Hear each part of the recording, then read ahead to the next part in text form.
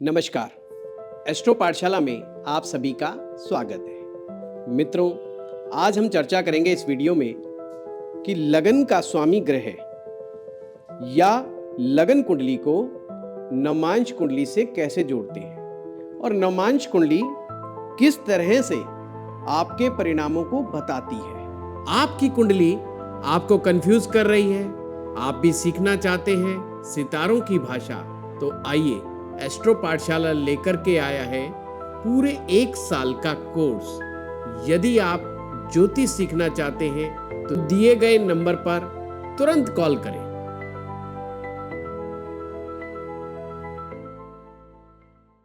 आइए सबसे पहले एक एग्जाम्पल लेते हैं हम। मान लीजिए एक व्यक्ति है जिनका कर्क लगन है। हम यहाँ पर कर्क लगन की कुंडली बना देते हैं और एक एग्जाम्पल से ही यहाँ पर बात करते हैं। लगन, कर्क लगन का जो स्वामी होता है वो चंद्रमा होता है। माना कि चंद्रमा 10वें भाव में बैठा है। हम सभी जानते हैं कि 10वां भाव हमारा कर्म भाव है।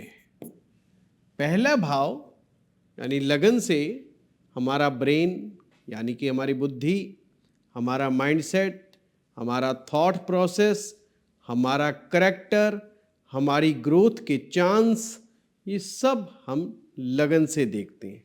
लगन को शरीर भाव भी कहा जाता है। ये पूरे शरीर का मालिक है। अगर हम पहले भाव से बुद्धि को देखें तो लगन का स्वामी यानी कि पहले भाव का स्वामी बुद्धि का इम्प्लीमेंटेशन है। देखिए, कई बार हम बड़े कंफ्यूज हो जाते हैं। बुद्धि पहले भाव में, लग्नेश बुद्धि का इम्प्लीमेंटेशन यानी कि लगन का स्वामी। लगन का स्वामी जिस भाव में जाकर के बैठेगा, बुद्धि उस के विचारों को उस भाव के अनुसार ही इम्प्लीमेंट करती है। जैसे इस सूत्र को ध्यान से समझना, इस सूत्र को बड़े ढंग से समझो, बड़ा इजी है। एक बार और रिपीट कर देता हूं। बुद्धि जिस भाव में जाकर के बैठेगी यानी कि लग्नेश जिस भाव में जाकर के बैठेगा, बुद्धि उस व्यक्ति के थॉट्स प्रोसेस को, उसके माइंडसेट को जिस भाव में वो जाकर के बैठेगा उसी के अनुसार उसको का इम्प्लीमेंटेशन करती है। अब जैसे लग्नेश 10th में आया तो 10th भाव कर्म भाव है। यानी ऐसा व्यक्ति माइंड से क्या सोचता है, आपको ये समझना है। ऐसा व्यक्ति बहुत अर्ली लाइफ से ही समझ चुका होता है जो भी कुछ होगा मेरे कर्म करने से ही होगा।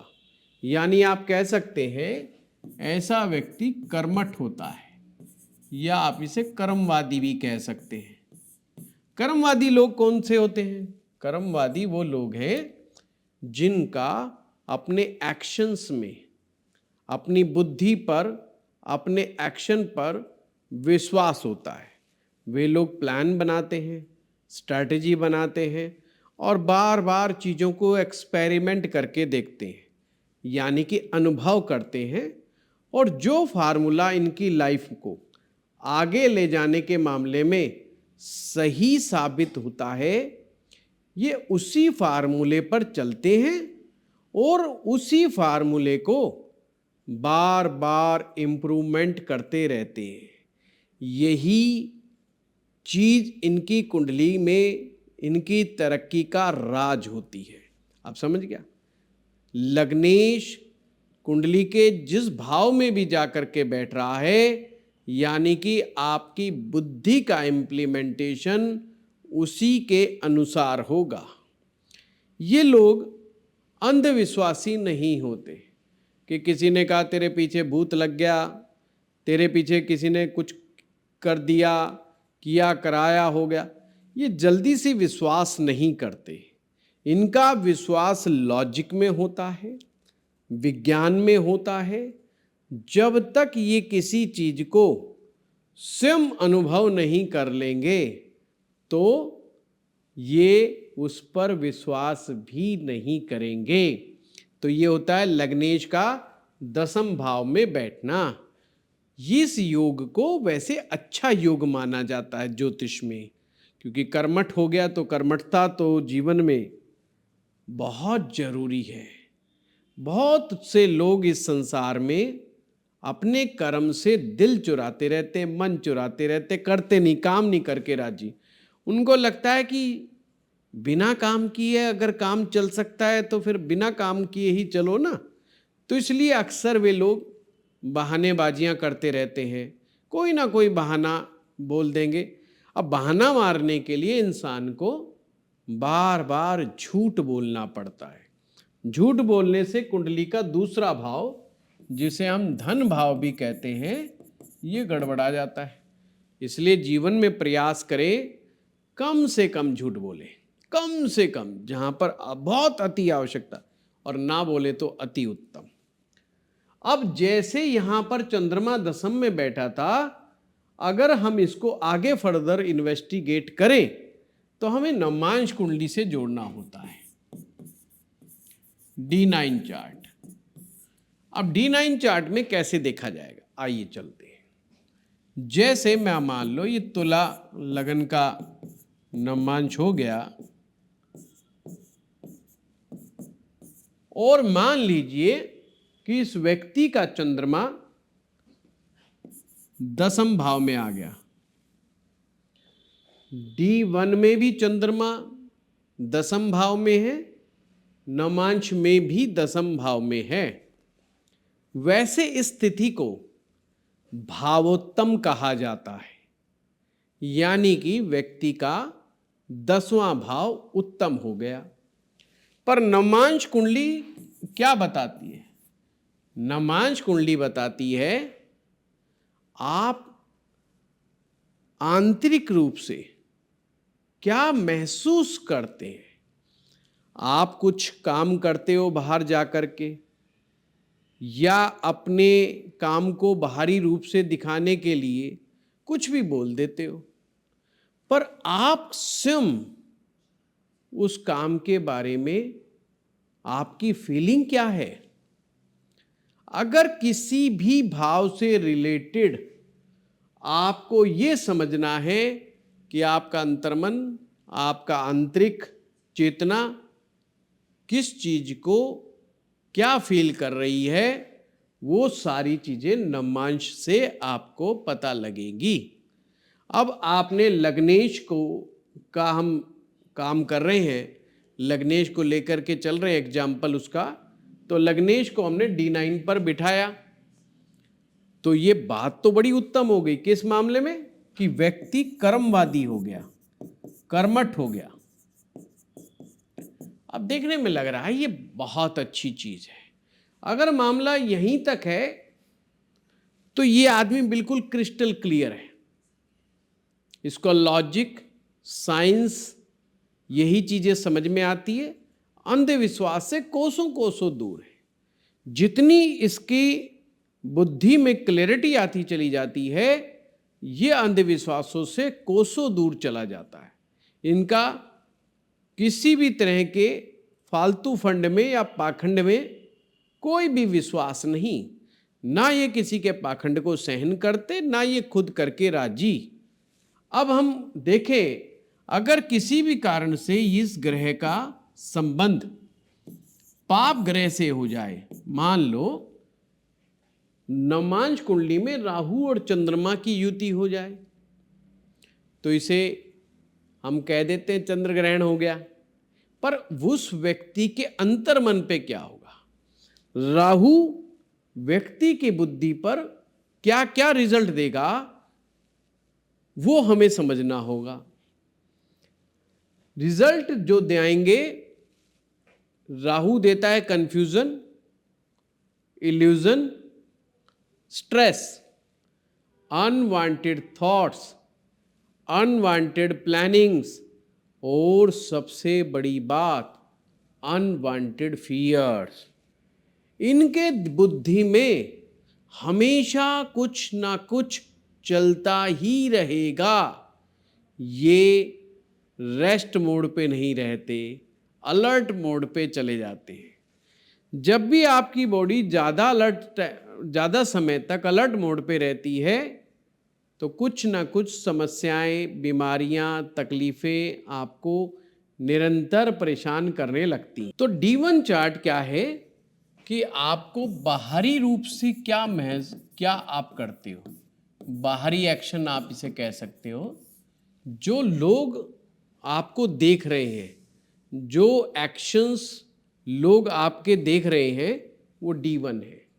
पर जो अंदर आपके एक्शन हो रहे हैं, आपके अंदर जो अंतर्द्वंद चल रहा है, वो नमांश कुंडली से पता लगता है। तो अब जैसे ही चंद्र राहु का मेल हुआ तो व्यक्ति में किस तरह की पर्सनैलिटी बन जाएगी? साइंस का मानने वाला, लॉजिक का मानने वाला, अनुभव पर यकीन करने वाला, पर मन का कोई ना कोई कोना उसे ये भी कहता है कि भूत प्रेत होते हैं, आत्माएं होती हैं और किया कराया होता है, तंत्र होता है। मानता नहीं, बार बार उसको मना करता रहता, पर मन के एक कोने में इन चीज़ों के प्रति भी उसका इंक्लिनेशन हो सकता है, या ये कह सकता है यार इन चीज़ों को आप ओपन चैलेंज मत करो। तो अक्सर ओपनली चैलेंज करने से डरता रहता है, क्योंकि राहु जो है भूत प्रेत, टोना टोटका, तंत्र तंत्र, ये तांत्रिक चीज़ें, इनका कारक है। तो बुद्धि पर असर किसका है? आंतरिक रूप से हम कहेंगे राहु का असर है। अक्सर ये लोग डिसीजंस लेते समय भी कंफ्यूज होते हैं। अब डिसीजन मेकिंग भी पहले भाव से ही होती है।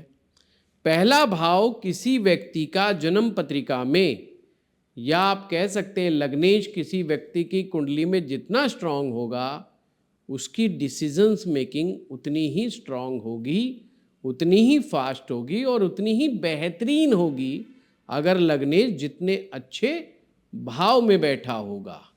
तो अब यहाँ पर राहु का दुष्प्रभाव होने से इसकी डिसीजन मेकिंग भी गड़बड़ हो गई। मैं अक्सर क्लास में राहु को इस तरह से समझाता हूँ कि राहु जीवन की एक ऐसी नेचुरल बाधा है जो हमें तो फील हो रही है कि भाई बाधा है, पर प्रैक्टिकली देखें तो समझ में नहीं आता है। ऐसी समस्या जिसका रूट कोज समझ में ना आता हो। जैसे कि आप किसी एक ऐसे रास्ते से चल रहे हैं जो जंगल नुमा है, वहाँ पर कोई नहीं है आपके सिवा, आपको खुद के ही चलने की आवाज़ आ रही है, बस किसी की और नहीं, बस पशु पक्षियों की आवाज़ें को छोड़ दें तो किसी क्या। उसी समय चलते चलते आपके पीठ पीछे एक कंकर लगता है, तो आप थोड़ा सा रुकते हो, पर उसी क्षण सोचते हो कि यार ये कंकर हो सकता है कोई पक्षी कंकर लेके उड़ रहा होगा और कंकर उसके ऊपर गिर गया होगा, तो कोई बात नहीं, इट्स नॉर्मल, और वो आगे अपने मार्ग पर बढ़ता है। पर थोड़ी देर बाद फिर से एक कंकर लगता है, अब वो रुकता है, दाएं बाएं देखता है, उसको लगता है यार कंकर आखिर मार कौन रहा है। फिर लगता है 1 टाइम में रिपीट हुआ है, ये मेरा वहम हो सकता है दोबारा किसी पक्षी ने कुछ ऐसा डाल दिया हो। फिर वो आगे चलता है, पर इस बार पत्थर का साइज बढ़ रहा है और वो फिर से लगता है, और ऐसा लगता है जैसे किसी इंसान ने मारा हो। तो आप ही सोचिए उसके मन पर क्या बीतेगा। अब उसको धीरे धीरे विश्वास हो रहा है कि निश्चित रूप से यहाँ पर कोई और व्यक्ति भी है, जो मेरे पीछे पत्थर मार रहा है। वो अपना मार्ग भूल जाएगा, कभी दाएं जाएगा, कभी बाएं जाएगा, कभी पीछे जाएगा, कभी राइट जाएगा, कभी लेफ्ट जाएगा, और अपना मार्ग पे चलना भूल करके वो देखना शुरू कर देगा कि पत्थर मारने वाला कौन है। फिर 2-4 मिनट घूम घाम करके सुनिश्चित करके भी कुछ भी नहीं है, उसे लगेगा यार शायद हो गया सो हो गया, अब आगे बढ़ो। जैसे ही आगे बढ़ता है फिर एक पत्थर आ जाता है, और पत्थर इस बार सॉलिड। अब वो बहुत डरता है। उसको लगता है कि मैं दाएं बाएं सब जगह देख लिया, ऊपर पेड़ पर देख लिया, इधर देख लिया, कोई नहीं दिखाई दे रहा पेड़ पर भी। अब उसको लगता है यार इंसान तो दिखाई नहीं दे रहा, ये अवश्य ही कोई भूत प्रेत का काम हो सकता है। और वो इस घटना को भूतिया घटना समझने लगता है, और ऐसा विचार करता है कि निश्चित रूप से ये सही समय है, बिना समय गंवाए धीरे धीरे चलने से काम नहीं चलेगा। दौड़ो, भागो, जितना जल्दी इस रास्ते से, इस मार्ग से, इस जगह से, स्थान से तुम दूर जा सकते हो, अपनी सेफ जगह भाग लो।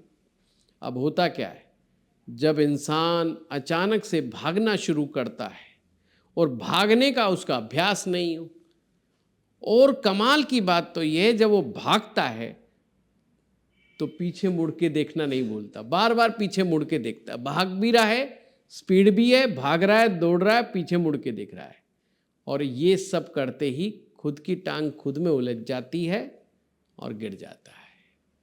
अब उसको पूरा विश्वास हो गया ये निश्चित रूप से भूत प्रेत की घटना है, तेरे पीछे भूत प्रेत लग गए, इस मार्ग में कुछ तो गड़बड़ है। वो घबरा जाता है, सकपका जाता है। कुछ लोग बेहोश हो जाते हैं, जो नहीं हो पाते वो और तेजी से दौड़ना शुरू करते हैं, भागते। कुछ देर के बाद जब उस एरिया से निकल जाते हैं, जब लंबी गहरी सांस लेते हैं, उनको लगता है बच गए। आज तो निश्चित रूप से तुम्हारा कोई ऐसी शक्ति से सामना हो गया जो भूतिया शक्ति थी। क्या हुआ मित्रों इस पूरी घटना में? वो व्यक्ति सेफ निकल गया। इस बीच में कन्फ्यूज़न हुआ, इल्यूज़न हुआ, स्ट्रेस हुआ, और बहुत ज़्यादा फियरफुल हो गया व्यक्ति। अब जैसे ही उस चीज़ से बाहर निकलेगा नॉर्मल हो जाएगा, पर वो घटना उसके दिमाग में रहेगी। बस राहु व्यक्ति के जीवन में भी इसी तरह से करता है। जिन लोगों की जन्म पत्रिकाओं में राहु की दशाएं चल रही होती हैं, वो अपने सीधे मार्ग पे चलते चलते किसी ना किसी दाएं बाएं किसी बाधा में उलझ के रह जाते हैं, और फिर वही कन्फ्यूज़न, इल्यूज़न, स्ट्रेस और फियरफुल स्थिति। अक्सर मैंने देखा है राहु के समय में लोगों को साइकोसोमैटिक इश्यूज हो जाते हैं।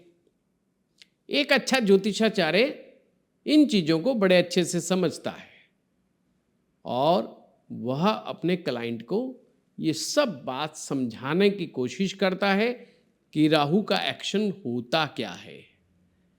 परंतु अगर किसी व्यक्ति का यही राहु चंद्रमा D1 में हो, वो इतना डेंजरस नहीं है जितना नवमांश में हो।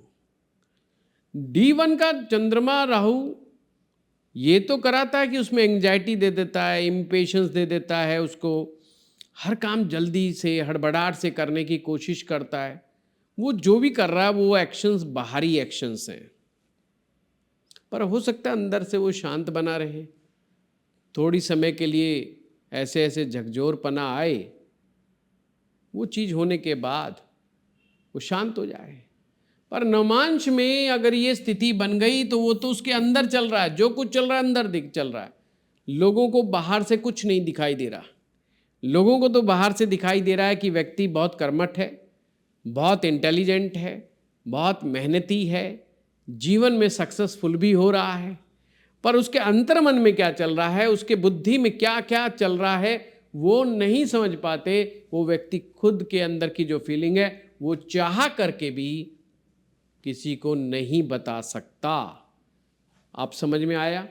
ये D1 चार्ट जो बताता है और D9 चार्ट क्या बताता है, किस तरह से आप लगन कुंडली को नवमांश से कैसे कनेक्ट कर सकते हैं।